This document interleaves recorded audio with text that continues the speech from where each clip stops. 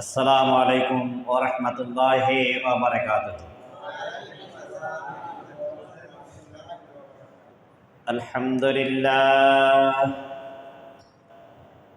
আলহামদুলিল্লাহ নাহমাদুহু ওয়া নাস্তাঈনুহু ওয়া নাস্তাগফিরুহ ওয়া নাউযু বিল্লাহি মিন শুরুরি আনফুসিনা ওয়া মিন সাইয়্যাতি আ'মালিনা।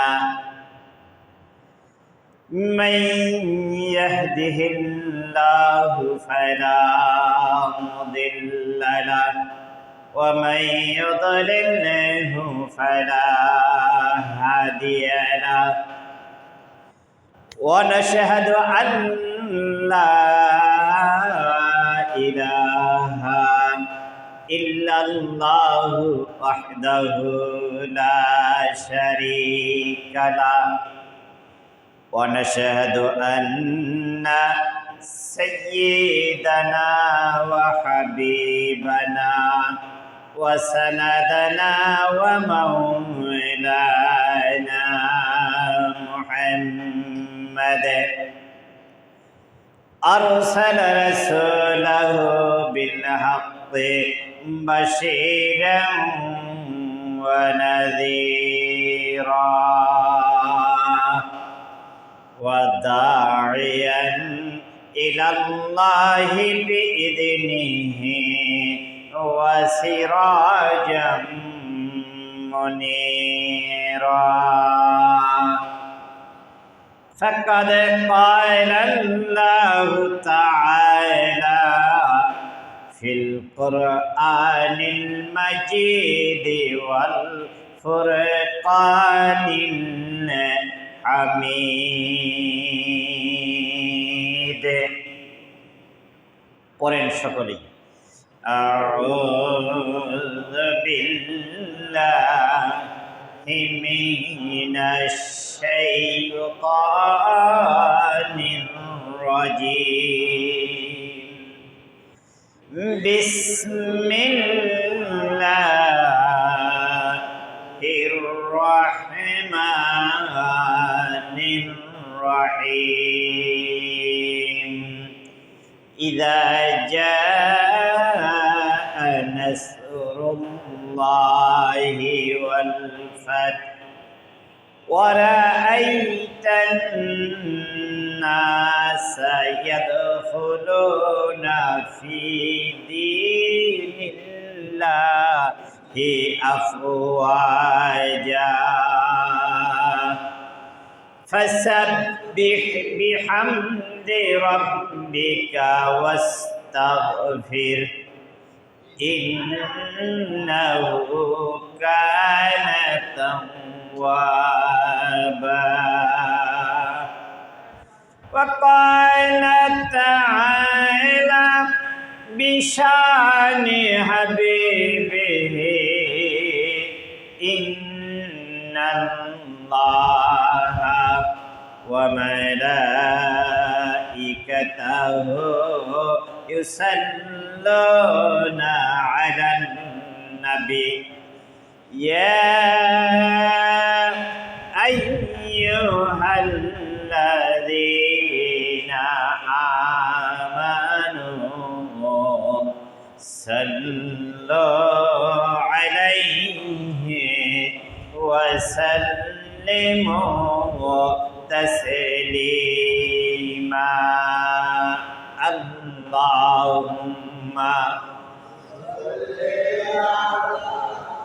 سيدنا مولانا محمد وعلى آله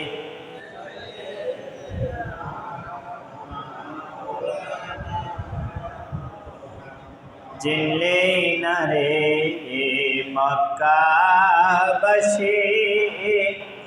দয়াল নবী রে চিনলি না এমন মায়ের মারিলে মক্কায় রইতে দিলি না। আল্লাহ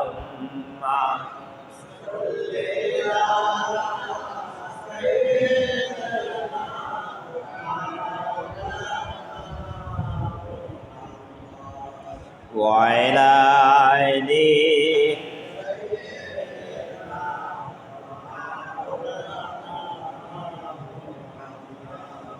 কোন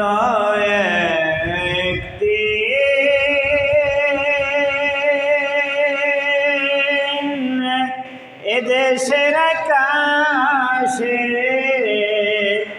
কালেমারি পতাকা দুলবে সেদিন সবাই খুদার বিধান পে দুঃখ বেদনা ভুলবে ঠিক কিনা সেদিন রবে না হাহাকার অন্যায় জুলুম অবিচার থাকিবে না অনাচার দুর্নীতি কদাচার থাকবে না অনাচার দুর্নীতি কদাচার সকলেই শান্তিতে থাকিবে সেদিন সবাই খুদার বিধান পে দুঃখ বেদনা ভুলবে একাকী নিরামনে নির্জন পথে যাবে কোনজন কটু কথা কবে না কোনদিন পথে ঘাটে সম্পদের মুখে কোনো জানি হবে না সেদিন নেই বেশি দূরে সেদিন নই বেশি দূরে আর কিছু পথে গেলে মিলবে সেদিন সবাই খুদার বিধান পে দুঃখ বেদনা ভুলবে ঠিক কিনা কোন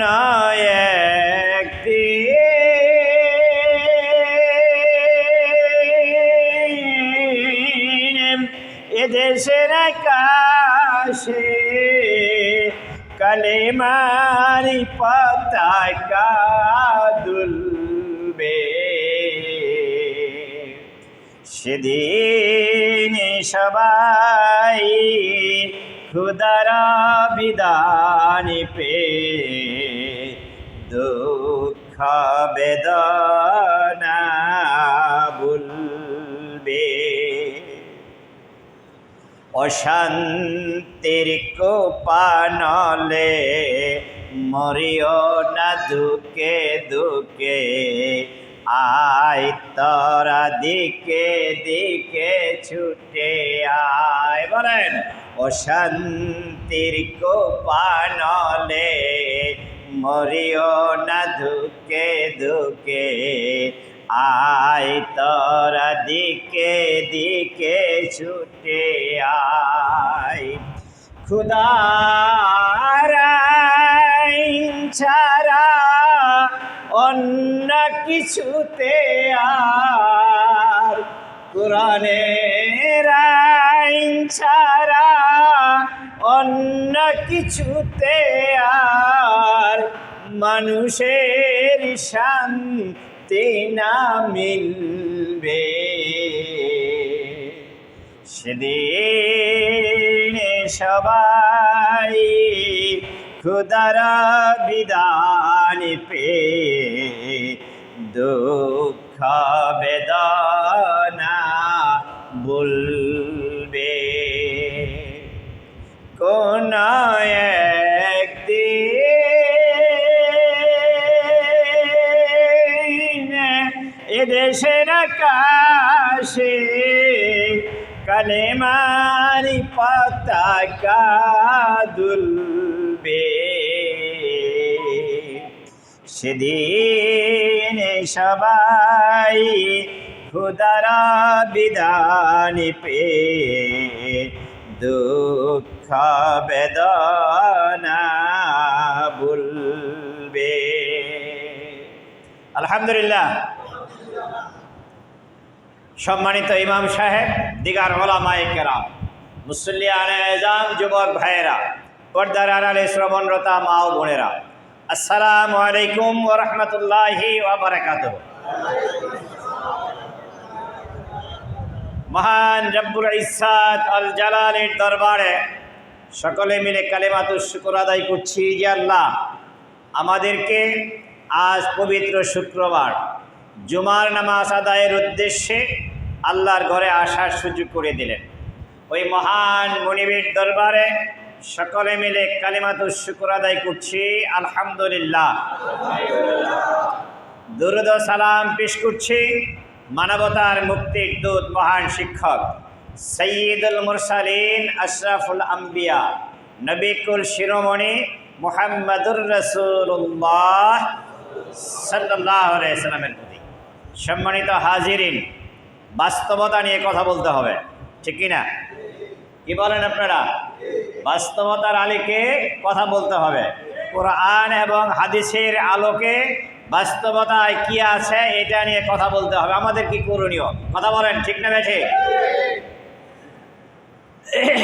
আমরা আজকে সারা বাংলাদেশ, বিশেষ করে মসজিদের খতিব ইমাম, যাদের কণ্ঠকে রুদ্ধ করে রাখা হয়েছিল, যারা কথা বলতে পারে নাই, আজকে তারা কোরআনের হক কথা নির্দ্বিধায় বলতে পারবে। এই ক্ষমতা করে দিলেন কে? জোরে বলেন, কে করে দিলেন? ওই মহান আল্লাহর দরবারে শুকরিয়া জানাই, সকলেই বলছি আলহামদুলিল্লাহ। যে সকল ছাত্র ভাইদের অক্লান্ত পরিশ্রমের ফলে, রক্তের বিনিময়ে শত শত ছাত্র বুক পেতে দিয়েছে, যে ছাত্রদের রক্তের বিনিময়ে আজকে এই বাংলাদেশ জালেমের জুলুম থেকে, খুনির অত্যাচার থেকে মুক্ত হয়েছে, ওই সকল পরিবারের প্রতি, ওই সকল ছাত্রদের প্রতি আমরা শ্রদ্ধা জানাই। কথা বলেন।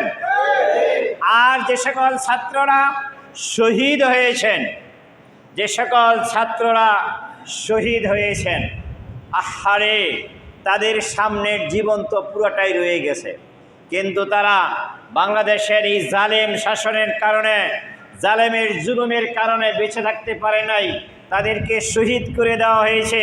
আল্লাহ তাআলা যেন প্রত্যেকের শাহাদাতের মর্যাদা দান করেন। এবং যে সকল মায়েরা তাদের সন্তান হারিয়েছেন, যে সকল বাবারা তাদের সন্তান হারিয়েছেন, যে সকল মহিলারা তাদের স্বামীকে হারিয়েছেন, যে সকল বাবারা তাদের সন্তানকে হারিয়েছেন, আল্লাহ রব্বুল আলামিন প্রত্যেককে ধৈর্য ধারণ করার তৌফিক দান করেন। এবং তারা বেঁচে থাকলে তাদের যা হতো, তাদের অভিভাবক যেন আল্লাহ নিজে হয়ে যান। সকলে বলেন আমিন। আজকে জালেমের জুলুম থেকে আমরা এই বাংলাদেশ স্বাধীন। কথা বলেন। এখন আমাদের করণীয় কি? আমাদের এই করণীয় কি, একথা আমাদের জানতে হবে কোরআন আর হাদিস থেকে। কথা বলেন। কোথা থেকে জানতে হবে? কোরআন হাদিস থেকে। বিশ্বনবী মুহাম্মদুর রাসূলুল্লাহ সাল্লাল্লাহু আলাইহি ওয়াসাল্লাম, শুনে নেন কথা ভালো করে, এদিকে বুঝেন। বিশ্বনবী মুহাম্মদুর রাসূলুল্লাহ সাল্লাল্লাহু আলাইহি সাল্লামকে মক্কার মানুষ মক্কা থেকে তাড়িয়ে দিয়েছিল। কথা বলেন। ঠিক কিনা? তার জন্মভূমি কোথায়? মক্কায়। জন্মভূমি কোথায়? মক্কায়। আপনারা যারা মক্কাতে গিয়েছেন, কাবাতে গিয়েছেন, তারা দেখেছেন কাবা গড় থেকে একটু পূর্ব পাশেই রাসূল সাল্লাল্লাহু আলাইহি সাল্লামের জন্মভূমি। বলেন তো আপনারা, জন্মভূমির জন্য একটা আলাদা মায়া মমতা আছে না? কথা বলেন, আছে না? আপনারা যারা এই এলাকার মানুষ, এই এলাকায় এসে বাড়িঘর করেছেন, আপনাদের জন্মভূমিটা আরেক জায়গায়। আপনারা বলেন তো, এই এলাকায় বসবাস করার পরও জন্মভূমির জন্য মায়া লাগে কি লাগে না? কথা বলেন, লাগে না? বিশ্বনবী মুহাম্মদুর রাসূলুল্লাহ সাল্লাল্লাহু আলাইহি সাল্লাম, তিনিও তো মানুষ ছিলেন। তাকে যে মক্কার ভূমি থেকে তাড়াইয়া দিয়েছেন, তার কি এই মক্কার ভূমির জন্য মায়া লাগে নাই? বিশ্বনবী মুহাম্মদুর রাসূলুল্লাহ সাল্লাল্লাহু আলাইহি ওয়াসাল্লাম মক্কা থেকে যখন মদিনার দিকে চলে যান, কাবার দিকে নজর করে বলেন, হে কাবা, মনের বড় স্বাদ ছিল, মনে বড় ইচ্ছা ছিল তোর পাশে থাকবো, তোর খেদমত করব, কিন্তু এই মক্কার দুষ্ট ছেলেরা আমাকে এই মক্কায় থাকতে দিল না, আমাকে মক্কা থেকে তাড়াতাড়ি দিল। রে কাবা, ও কাবার মালিক, তুমি আবার আমাকে এই মক্কার ভূমিতে কাবার প্রান্তরে আসার সুযোগ করে দিও। সুবহানাল্লাহ। আসছিলেন কিনা তিনি? কি বলেন, আসছিলেন কিনা তিনি? মক্কা থেকে বিশ্বনবী মুহাম্মদুর রাসূলুল্লাহ সাল্লাল্লাহু আলাইহি ওয়াসাল্লাম তাকে তার নিজের বংশের মানুষেরা, কাছের মানুষেরা তারে থাকতে দেয় নাই, এবং তার সাথে যারা ঈমান এনেছিল তাদেরকেও এই মক্কার ভূমিতে থাকতে দেয় নাই। তিনি চলে গেলেন কোথায়? যেটা বলেন, মদিনায়। চলে গেলেন কোথায়? মদিনায়। তিনি এই মদিনায় 7 বৎসর 3 মাস 27 দিন অবস্থান করলেন। কতদিন? 7 বৎসর 3 মাস 27 দিন পরে তিনি সেখানে একটা রাষ্ট্র গঠন করলেন। তার শক্তি নিয়ে, সাহস নিয়ে 10,000 সাহাবা নিয়ে তিনি এই মক্কায় প্রবেশ করলেন। সুবহানাল্লাহ। যেই মানুষগুলো, ভালো করে বোঝেন, বর্তমান পরিস্থিতি নিয়ে কথা বলতে হবে। এদিকে যেই মানুষগুলো মক্কা থেকে বিশ্ব নবীকে তাড়াইয়া দিয়েছে, যেই মানুষগুলো নবীর সাথে ঈমান এনেছে, আবু বকর সহ, এই সাহাবাদেরকে তার মক্কার বাড়ি ঘর থেকে তাড়াইয়া দিয়েছে, তাদের ব্যবসা প্রতিষ্ঠান লুণ্ঠন করেছে, তার বাড়ি ঘরগুলো লুণ্ঠন করে এই কাবা থেকে, মক্কা থেকে তাড়াইয়া দিয়েছে। এই মানুষগুলোই আবার এই কাবার প্রান্তরে এসে পাইছেন। কথা বলেন। যখন তিনি 10,000 সাহাবা নিয়ে তিনি এই কাবার প্রান্তরে আসলেন, বলেন যারা এই কাবাগড় থেকে, এই মক্কা থেকে মুহাম্মদ সাল্লাল্লাহু আলাইহি সাল্লাম সহ তার সাথীদেরকে তাড়াইয়া দিয়েছেন, অত্যাচার করে, নিপীড়ন করে, তার বাড়ি ঘর থেকে লুণ্ঠন করে তাদেরকে তাড়াইয়া দিয়েছেন, এই মানুষগুলোই কাবার কাছে আইসা পাইলেন। পাওয়ার পরে বলেন, এই মানুষগুলোর ভিতরে পানি আছে কিনা? কথা বোঝেননি আমার? তাদের ভিতরে ভয় হলো কিনা? কিন্তু একটা রেকর্ড নাই, ইতিহাস নাই বিশ্বনবী কোনো মক্কার মানুষের উপরে আক্রমণ করেছেন, এমন কোনো নজির নাই। কথা বলেন, আছে? এমন কোনো নজির নাই। তিনি নির্দ্বিধায় বললেন, আরে আমার কুরাইশেরা, যারা আমাদেরকে এই মক্কা থেকে তাড়াইয়া দিয়েছ, আমাদের বাড়ি ঘর থেকে তাড়াইয়া দিয়েছ, শুনে রাখো কুরাইশেরা, আমি মুহাম্মদ সাল্লাল্লাহু আলাইহি সাল্লাম আমার সাথীদেরকে নিয়ে বলে দিচ্ছি, তোমাদের সকলকে আমরা সাধারণ ক্ষমা করে দিলাম। সুবহানাল্লাহ। আমরা মুসলমান। আমরা কি? যারা বলেন আমরা মুসলমান। আমরা কার নবীর, কোন নবীর উম্মত? মুহাম্মদ সাল্লাল্লাহু আলাইহি সাল্লামের উম্মত। কি বলেন? কথা বলেন, ঠিক না ঠিক? আমাদের অনুসরণ করতে হবে মুহাম্মদুর রাসূলুল্লাহ সাল্লাল্লাহু আলাইহি সাল্লাম। আজকে যিনি এই দেশ থেকে তারা চলে গেলেন, পলাইয়া গেলেন, আমি আওয়ামী লীগ যারা করেন তাদের কাছে আমি বিনীতভাবে বলতে চাই, যেই নেতা আপনাদেরকে ছেড়ে পলাইয়া গেছেন, এই নেতা আপনাদেরকে আখিরাতে কোনো কাজে লাগবে না। কথা বলেন ঠিক না ঠিক? আমি বলছি কোরআনের আলোকে কথা বলতে হবে। আল্লাহ রাব্বুল আলামিন, সামনে আসেন, আল্লাহ রাব্বুল আলামিন বলেন কাল হাশরের ময়দানে বিচার ব্যবস্থা তিন ভাবে হবে। কয়ভাবে? যেটা বলেন কয়ভাবে? তিন ভাবে হবে। সর্বপ্রথম মানুষকে একা একা ডাকবে। কয়জন নিয়ে ডাকবে? একা একা ডাকবে। তারপরে আল্লাহ রাব্বুল আলামিন মানুষকে তার নেতা সহ ডাকবে। ইয়াউমা নাদউ কুল্লা উনাসিম বিইমামিহিম। খালি আওয়ামী লীগ যারা করেন তারা বুঝেন না, সকলেই বুঝেন। পরে আল্লাহ রাব্বুল আলামিন তার নেতা সহ ডাকবে, তোমরা কার নেতৃত্বে চলছ, কারে নেতা মানছ? আজকে যেই নেতারা আপনাদেরকে সাগরে বাসায় রেখা পলাইয়া যায়, ও ভাইরা, এর পিছনে না ঘুইরা ইমানদার মানুষের পিছনে ঘুরতে হবে, কোরআনওয়ালাদের পিছনে ঘুরতে হবে, যে মানুষগুলো দুঃসময়েও আপনার পাশে থাকবে। কথা বলেন।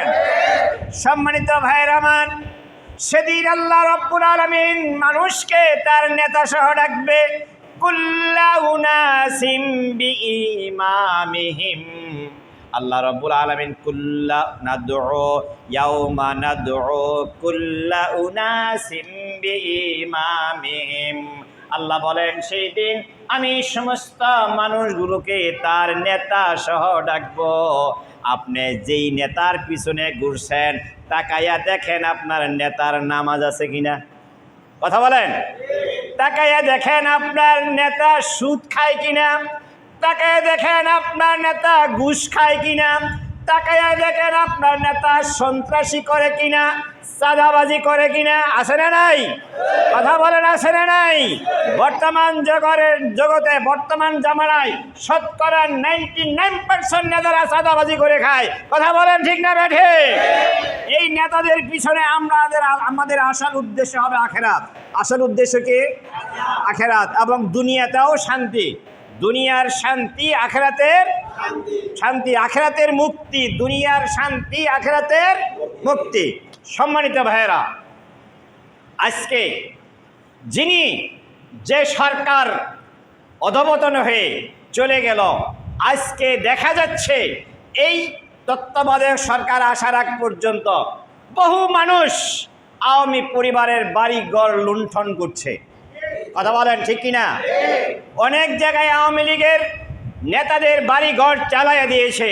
ইসলাম আদৌ এটা সমর্থন, কি বলেন, সমর্থন করে না। যাদের বাড়ি ঘরগুলো জ্বালিয়ে দেওয়া হচ্ছে, সরকারি সম্পদ নষ্ট করেছেন, এগুলো এই দেশের মানুষের সম্পদ। কথা বলেন। যদি কোনো আওয়ামী লীগ নেতা অন্যায়ভাবে মানুষের টাকা আত্মসাৎ করে, দুর্নীতি করে কোনো বাড়িঘর করে থাকে, কোনো ব্যবসা করে থাকে, তাহলে সেটাকে তদন্ত করে, দেশে দুর্নীতি দমন কমিশন আছে, তাদের মাধ্যমে এরা তদন্ত করে তাদের সম্পদ প্রয়োজনে সরকারি কোষাগারে দেওয়া যেতে পারে, কিন্তু লুণ্ঠন করা যেতে। যারা এই বাড়িঘরকে জ্বালিয়েছেন তারা জুলুম করেছেন। তারা কি করেছেন? আল্লাহ রাব্বুল আলামিন কোন জালেমকে পছন্দ করেন? কি বলেন, পছন্দ করেন? আমি বলেছিলাম এর আগেই, বিশ্বনবী মুহাম্মদ রাসূলুল্লাহ সাল্লাল্লাহু আলাইহি ওয়াসাল্লাম তিনি যখন মক্কা জয় করে এদেশে আসলেন, মক্কা ভূমিতে আসলেন, একটা ইতিহাস আছে, তিনি কাউকে কোনো আক্রমণ করেছেন? কথা বলেন, ইতিহাস আছে?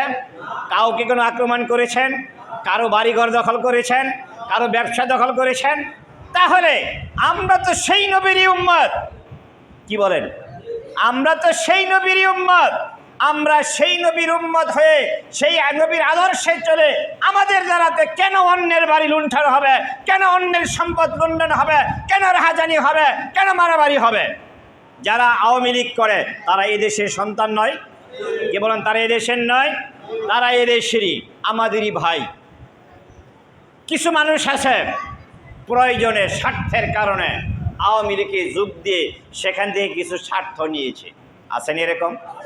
আছে। কিছু মানুষ আছে জুলুমের কারণে সে ওই দিকে একটু সাইড কাটছে। আমি দৃশ্যমালনা বাড়ি ঘরে থাকতে পারি নাই, কি করছি?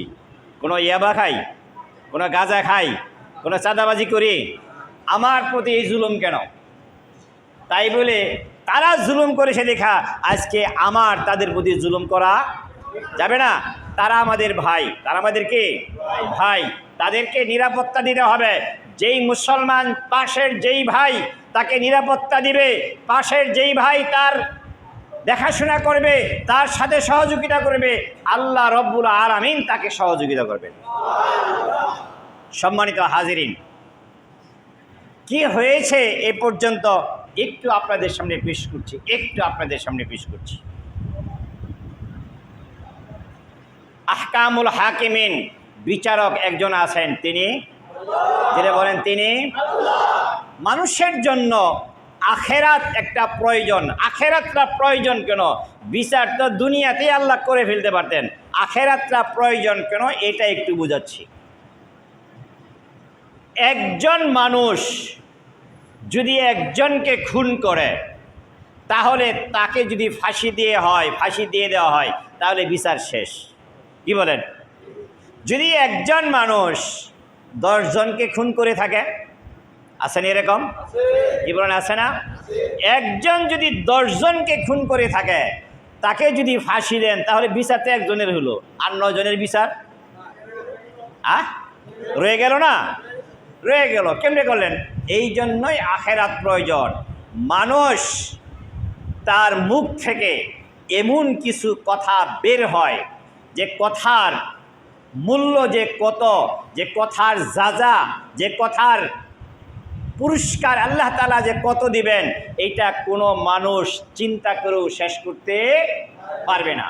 আবার মানুষের মুখ থেকে এমন কিছু কথা নির্গত হয়, এমন কিছু কথা বের হয় যার পুরস্কার যে, তার শাস্তি যে কত হবে, কত ভয়ানক হবে, এটাও মানুষ চিন্তা করে শেষ করতে। বিগত সরকারের পিরিয়ডে বিরোধী দলকে দমন করার জন্য একটা ঘর বানাইছে, আয়নাঘর। নাম কি? আয়নাঘর। আপনারা কে কতটুকু জানেন জানি না, অধ্যাপক গোলাম আজমের ছেলে আমান আজমি, তাকে তিনি এত বড় ব্রিলিয়ান্ট, বাহার ভাই বলতে পারবে, এত বড় ব্রিলিয়ান্ট সেনা ছিলেন, সেনা ব্রিগেডিয়ার ছিলেন। বিএনপির পিরিয়ডেই তাকে ডিঙ্গাইয়া অন্যজনকে সেনা প্রদান করা হয়েছে।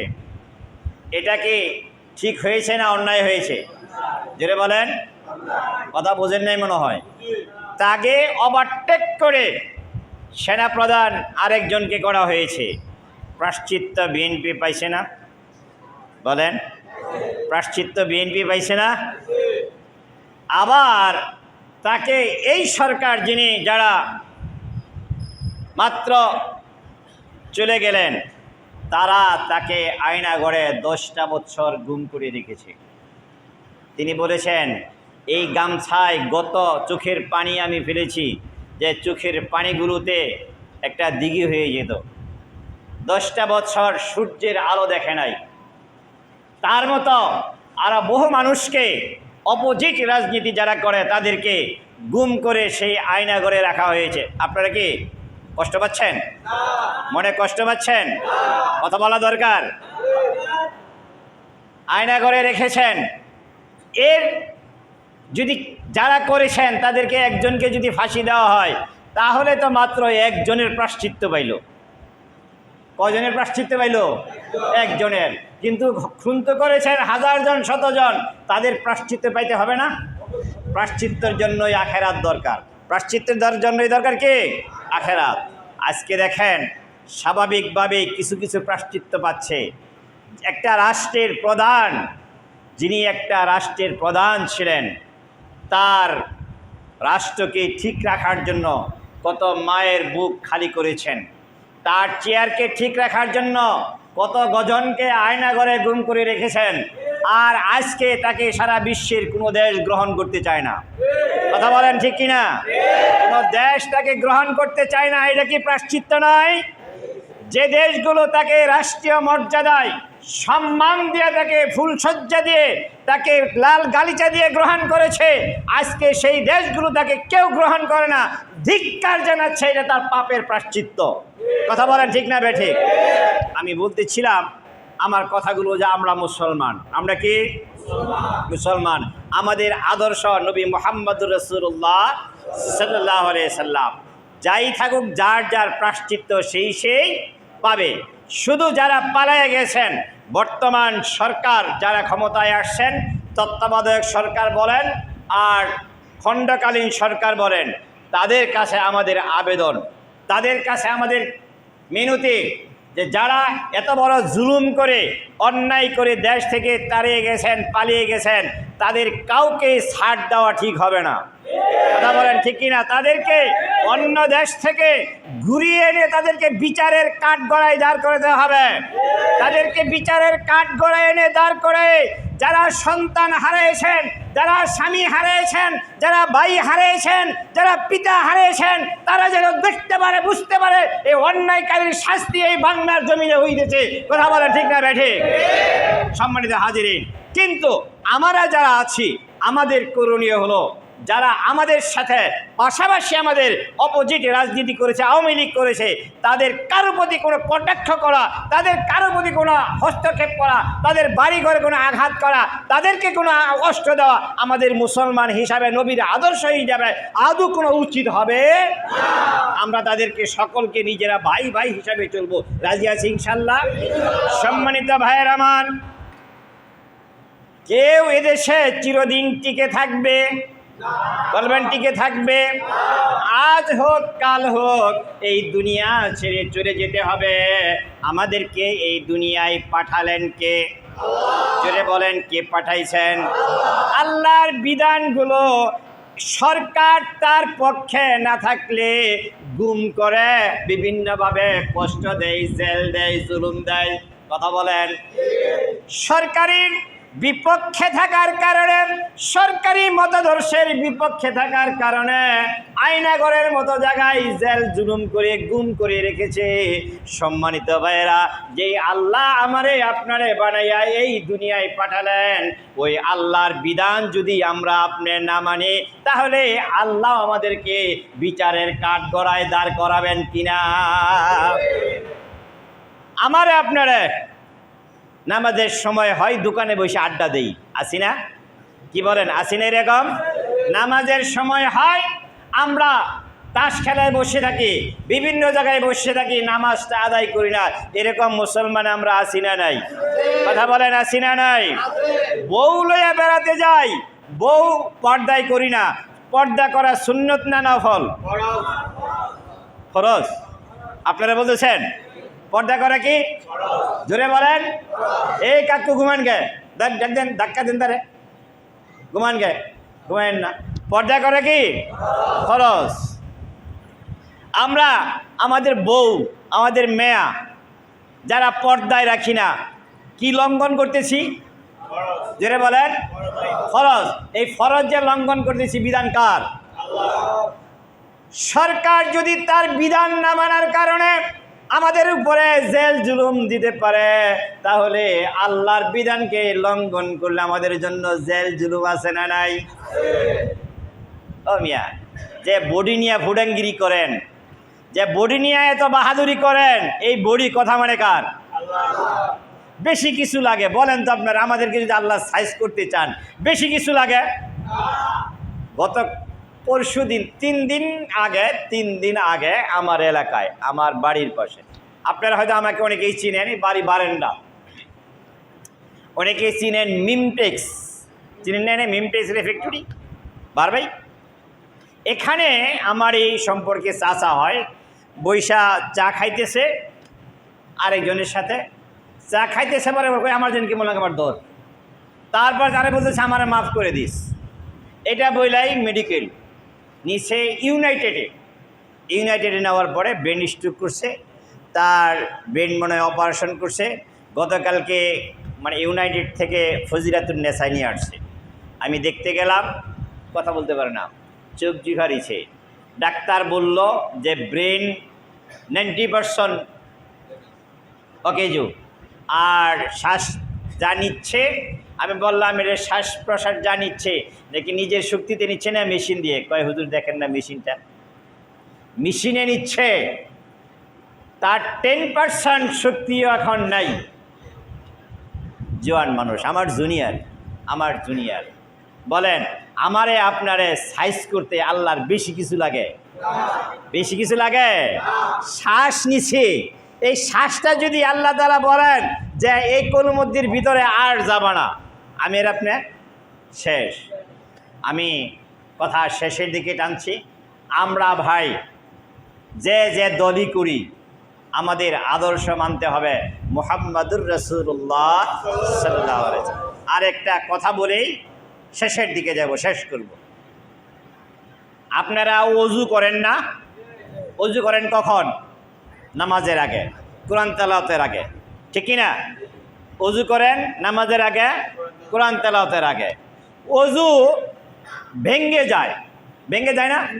কিছু কিছু কারণ আছে ওযু এগুলো আসলে ওযু ভেঙ্গে যায়। প্রস্রাব করলে ওযু ভেঙ্গে যায়, পায়খানা করলে ওযু ভেঙ্গে যায়, বায়ু আসলে ওযু ভেঙ্গে যায়। ওযু ভাঙ্গার কারণ আছে 7টা। কয়টা? ইমাম সাহেব কই? ওযু ভঙ্গের কারণ 7টা। এই 7টার কোনো একটা পাইলে এই ওযু ভেঙ্গে যায়। আপনারা বলা, ওযু যদি ভাঙ্গা যায় এই ওযু দিয়ে কি আর নামাজ পড়বেন? কি করবেন? আবার ওযু করে পরে নামাজ পড়বেন। এরকম নামাজে দাঁড়াইছেন, নামাজে দাঁড়ানোর পরও 19টা কারণ আছে। কয়টা কারণ?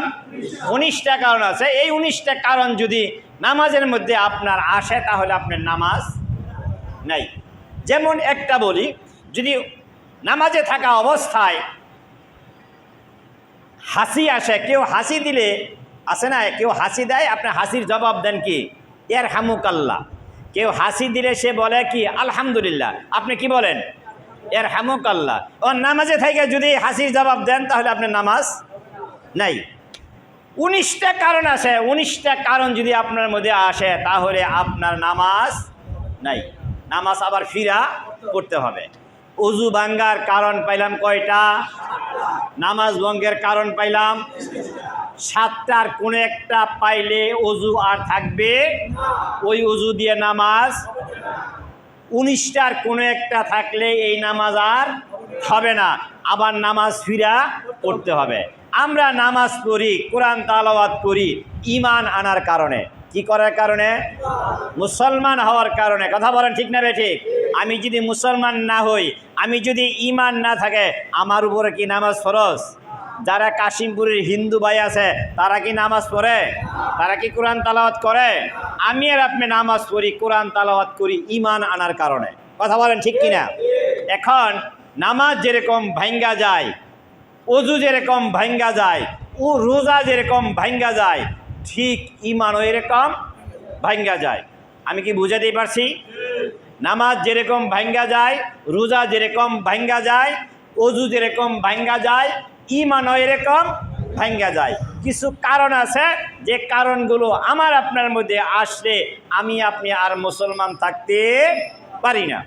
কথা কি পরিষ্কার বুঝাইছে আপনাদেরকে? আমরা কি এই কারণগুলো জানা দরকার? কথা বলেন, জানা দরকার? আমি কারণ আজকে শুধু একটা বলবো, বেশি বলবো না, বাকিগুলো আস্তে আস্তে আস্তে আস্তে বলবো। জানা দরকার কি না? ঈমান যদি না থাকে, আর যদি আমি ঈমান ছাড়া কবরে যাই, আমার আপনার জন্য কবরটা জাহান্নামের একটা টুকরা। কথা বলেন ঠিক কিনা? আমি আর আপনি জীবন ভরা নামাজ, রোজা, হজ, যাকাত, মসজিদ, মাদ্রাসা যাই করলাম, আমার যদি ঈমান না থাকে তাহলে এই অবস্থায় যদি আমি কবরে যাই, আমার নামাজ, রোজা, মসজিদ বানানো, হজ, যাকাত, দান, সদকাত কোনো কাজে আর আসবে। আগে 1 দিয়া পরে 0 যে কয়টা দেন, ভ্যালু আস্তে আস্তে বাড়ে। কথা বলেন, আগে একটা সংখ্যা বসাইতে হবে। সংখ্যা না বসাইয়া শূন্য যে কটাই দেন, এই শূন্যের কোনো দাম। ইমান আছে, ইমান রেখা আমল যত করবেন সব আমলের দাম হবে।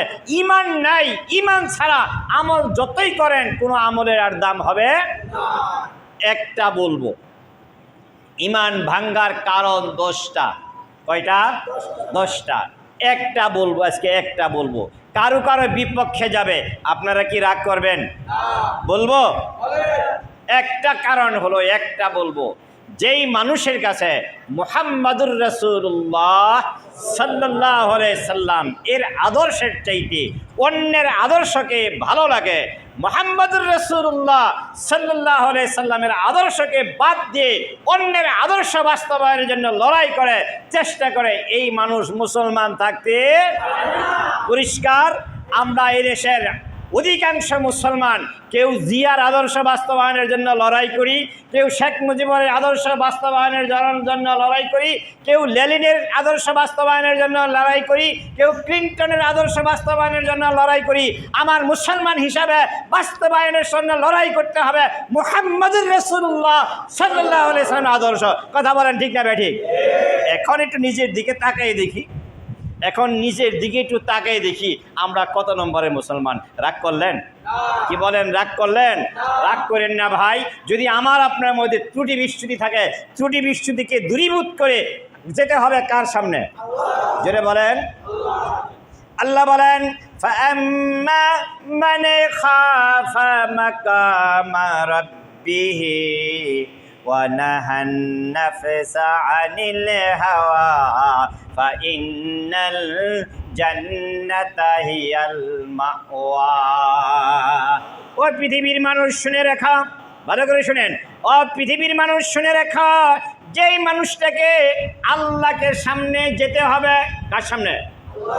আল্লাহর সামনে যেতে হবে, এই ভয় করে জীবন পরিচালনা করবে, আর মন যা চায় এর থেকে পরিত্যাগ করবে। মন যা চায় দুনিয়াটা চায়, মন যা চায় নিজের মত মতো চলতে, আল্লাহর আদর্শ, আল্লাহর বিধানকে বাদ দিয়ে, নবীর আদর্শকে বাদ দিয়ে যারা মানুষের তৈরি করা আদর্শের পিছনে করে, আল্লাহর আইনকে বাদ দিয়ে মানুষের তৈরি করা আইন বাস্তবায়নের জন্য লড়াই করে, এই মানুষগুলো মুসলমান থাকতে পারে না। এই মানুষগুলো আল্লাহর সামনে গেলে আল্লাহর সামনে সেদিন জবাব দেওয়ার মতো কিছু থাকবে না। কথা বলেন। ওয়াম্মা মান তাগা وأثار الحياة الدنيا فإن الجحيم هي المأوى। যেই মানুষগুলো নফসের তাবেদারি করবে, তাগুতের অনুসারী করে চলবে, শুনে রাখো মুসলমান, এই মানুষগুলো দুনিয়া থেকে বিদায় নিলে আল্লাহ রব্বুল আলামিন তার জন্য জাহান্নাম রেখে দিয়েছে। নাউযুবিল্লাহ। সম্মানিত ভাইরা, আমরা যাব কার কাছে? আমরা, আমার কথায় কারো যদি খারাপ লাগে, ভাই মন খারাপ করবেন না, পরিত্যাগ করে আল্লাহর দিকে ফিরে আসেন। কার দিকে ফিরে আসবো? আমি আমার কথা, আমার আলোচনা কোনো পীর সাহেবের দিকে ডাকি নাই, কোনো নেতার দিকে ডাকি নাই, কোনো রাজনৈতিক দলের কথা বলি নাই, বলছি কোরআনের কথা। কে কথা বলছে? যেতে হবে কার কাছে? আল্লাহর কাছে। আমরা সকলেই বিগত দিনের মতবাদ সব ছেড়ে দিয়ে আল্লাহ রাসূলের মতবাদের দিকে যাব, রাজি আছি আমরা? কারা কারা রাজি আছি? দু হাত তুলে দেখান। আল্লাহ তুমি কবুল করো, সকলে বলেন আমিন। মুহাম্মাদুর রাসূলুল্লাহ সাল্লাল্লাহু আলাইহি ওয়াসাল্লাম, এবারে কথাটা ভালো করে শুনেন। আবু তালেব যখন মারা যায়, আবু তালেব কে ছিলেন? রাসূলের চাচা। আবু তালেব কে ছিলেন? রাসূলের চাচা। আবু তালেব রাসূলের চাচা ছিলেন, কিন্তু রাসূলের আদর্শ তিনি গ্রহণ, কিন্তু রাসূলকে সাহায্য সহযোগিতা যত লাগে সব করেছেন। আবু তালেব দুনিয়ায় বেঁচে থাকা অবস্থায় রাসূলের গায়ে কেউ টোকা দিতে পারে নাই, রাসূলকে কেউ কটাক্ষ করতে পারে নাই, রাসূলের দিকে বড় চোখে কেউ তাকাতে পারে নাই। এই আবু তালেব যখন মারা যায়, রাসূল সাল্লাল্লাহু আলাইহি সাল্লাম বললেন, চাচা আপনি একটু ঈমানটা গ্রহণ করেন, আমি যেন হাসরের ময়দানে আল্লাহর সামনে বলতে পারি আমার চাচা সে আমার আদর্শকে মেনে আসছে। তিনি মনটা নরম হয়ে গেলেন। রাসূল কি সমস্যা হলো কেন? রাসূল সাথে বসা আছেন, একটু সাউন্ড বাড়িয়ে দাও। মনটা নরম হয়ে গেলেন, ঈমান কবুল করবে করবে ভাব। আবু জেহেল, আবু লাহাব চোখের দিকে তাকায় বলেন, জীবনের শেষমেশ কি মুহাম্মদ রে মাইনা গেলেন? জীবনের শেষমেশ কি তাহলে মুহাম্মদের আদর্শই নিয়ে গেলেন? যখন চোখের দিকে তাকাইছে আবু জেহেল, আবু লাহাব, তখন আবু তালেব বললেন, ভাতিজা, তোমাকে কলেজা দিয়ে ভালোবাসছি, কিন্তু তোমার কালমাটা আমি গ্রহণ করতে পারলাম না। কেউ কেউ বললেন যে মৃত্যুর সময় আমার কাছে মনে হয়েছে আবু তালেব কালমা পড়েছে। রাসূল বললেন, আমি শুনি নাই। তারপরেও যখন চাচা মারা গেলেন, রক্তের সম্পর্ক না, কথা বলেন, রক্তের সম্পর্ক, তিনি আল্লাহর কাছে দোয়া করলেন, কানলেন। আল্লাহ তাআলা তাকে সান্ত্বনা দিলেন, আপনাকে যে সহযোগিতা করেছে, যে সাহায্য করেছে, আপনার দুঃসময়ে যে পাশে ছিলেন, এতটুকুর কারণে পৃথিবীর সবচাইতে কম শাস্তি হবে আপনার চাচার। আর সেই শাস্তিটা হাদিস এসছে, আর সেই শাস্তিটা হবে পায়ের মধ্যে 2টা আগুনের জুতা পরিয়ে দেওয়া হবে, আর এই জুতার তাপে সারা শরীর বেদ করে মাথার মগজুরু টকবক টকবক করে উৎকাতে থাকবে। নাউজুবিল্লাহ বলবেন না? এ কথাটা শেষে এই জন্যই টানলাম, কে কোন মতাদর্শে আছেন, কে কোন দলে আছেন, মানুষ কি বলবে, দলের নেতারা কি বলবে, ওই দিক চিন্তা না করে যেতে হবে যার কাছে, যার সুপারিশ ছাড়া আমার আপনার জান্নাত মিলবে না, যার সুপারিশ ছাড়া আমাকে আপনাকে পার হওয়ার মতো কোনো সুযোগ থাকবে না। সব দল ত্যাগ করে আমরা ওই নবীর আদর্শের দলে আমরা যোগ দিব। রাজি আছি? কার দু হাত তুলে দেখান। আল্লাহ রাব্বুল আলামিন কবুল করেন, সকলে বলেন আমিন। আল্লাহ রাব্বুল আলামিন আমাদেরকে সকলকে যেন, এখানে যারা আছি সকলকে যেন এক জামাতে করে জান্নাতে যাওয়ার তৌফিক দান করেন। দুটো কথা বলে শেষ করছি। আপনারা এখন বর্তমানে কিছু কিছু জায়গায় ডাকাতি হইতেছে। এই এলাকার যারা আছেন, বাহার ভাই সহ, বাহার ভাই আরও ব্রিফিং দিবেন মনে হয় আমার, আমি জানতে পেরেছি অনেকের বাড়ির বাহিরে কোনো বাতি নাই। এই বর্তমান সিচুয়েশনে আমার পরামর্শ, বাড়ির বাহিরে, প্রত্যেকের বাড়ির বাহিরে একটা করে বাতির ব্যবস্থা করেন। আর এলাকার মানুষ যারা আছেন দলবদ্ধভাবে, যতদিন সরকার ভালোভাবে শক্ত করে হাত ধরতে না পারবে, ততদিন পর্যন্ত আমাদের জানমালের নিরাপত্তা আমাদেরই করতে হবে। কি বলেন? সরকার না হওয়া পর্যন্ত আমাদের করতে। আমি আজকে রাত্রে আমার এই বাড়ির পাশে কয়েকজন আমি নিজে থেকে পাহারা দিছি। সুতরাং আপনারাও এরকম একটা ব্যবস্থা করবেন। একটা দুষ্ট চক্র আছে যারা দেশকে অস্থিতিশীল করতে চায়, এরকম একটা চক্র আছে, তাদের কোনো রাজনৈতিক পরিচয় না, এটা কোনো রাজনৈতিক দলের মানুষ করে না, এটা একটা দুষ্ট চক্রই আছে। কইছে না, কারো হয়েছে ভাদ্র মাস, কারো হয়েছে সর্বনাশ, তাদের এখন ভাদ্র মাস। কাজেই আরেকটা জিনিস হলো, নামাজের মধ্যে আমি যতটুকু শুনেছি, নামাজের মধ্যে এখানে যারা মুসল্লি আছি, মুক্তাদি আছি, তারা আল্লাহ আকবার যে শব্দটা আমরা বলি, এটা আস্তে আস্তে বলতে হবে। আস্তে আস্তে কতটুকু আস্তে আস্তে? আল্লাহ আকবার আমার শব্দটা যেন আমার কানে আসে, বাহিরে অন্যের কানে যেন না হয়। এরকম কেউ কেউ আমরা আছি যে শব্দটা একটু বড় করে বললে ইমাম সাহেব মনে করেন মনে হয় লোকমা দিল আমাকে। কি বলেন? এরকম এরকম হতে পারে না? আমরা এরকম করব না। আল্লাহ রাব্বুল আলামিন আমাদেরকে রাগ করলেন, কষ্ট পাইছেন? আল্লাহ রাব্বুল আলামিন আমাদেরকে সহিভাবে আমল করে দুনিয়া থেকে যাওয়ার তৌফিক দান করেন। সকলে বলেন আমিন। আজকে যারা আসছে কেউ খালি হাতে মসজিদে দিব না, প্রত্যেকেই যার যার সাধ্য অনুযায়ী মসজিদের জন্য দান খয়রাত করবো। আমরা রাজি আছি ইনশাআল্লাহ। বাহার ভাই কিছু কথা বলবেন মনে হয়? আসসালামু আলাইকুম রহমতুল্লাহ বারাকাতুহু।